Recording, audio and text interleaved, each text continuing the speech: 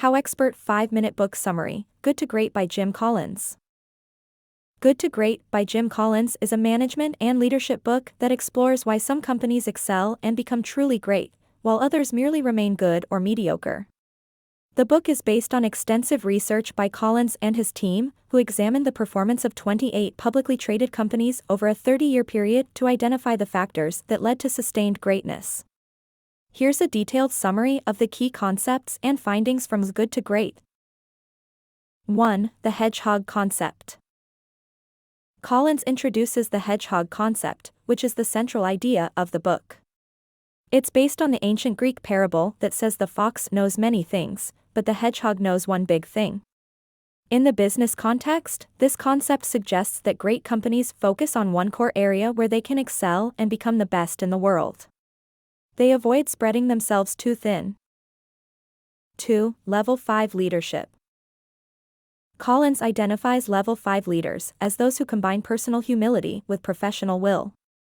They are incredibly driven and committed to the success of their organizations, yet they don't seek personal recognition or fame.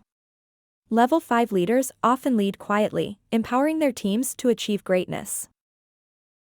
3. First who, then what? Collins emphasizes the importance of getting the right people on the bus, your team, before deciding where to drive the bus, your strategy. Great companies start by building a team of talented and committed individuals and then determine the direction and strategy. 4. Confront the brutal facts, the Stockdale paradox. The Stockdale paradox, named after Admiral James Stockdale, who survived years as a prisoner of war in Vietnam, teaches that great companies confront the brutal facts of their current reality while maintaining unwavering faith that they will ultimately prevail. They balance realism with optimism. 5. The flywheel effect. Collins uses the analogy of a flywheel to describe the process of going from good to great. Initially, efforts to build momentum seem slow and arduous, but as the flywheel continues to turn, the cumulative effect leads to breakthrough results. Consistency and persistence are key. 6. Technology accelerators versus technology platforms. Collins distinguishes between technology accelerators and technology platforms. Great companies use technology as an accelerator to support their strategies, rather than relying on technology as a primary driver of success. 7. The doom loop and the death spiral. Collins contrasts the great companies' approach with that of good or mediocre ones, which often fall into the doom loop or death spiral. This happens when organizations pursue multiple directions without clear focus, leading to stagnation or decline. 8. The transition. Collins discusses the process of moving from good to great, which often requires a significant shift in mindset and leadership.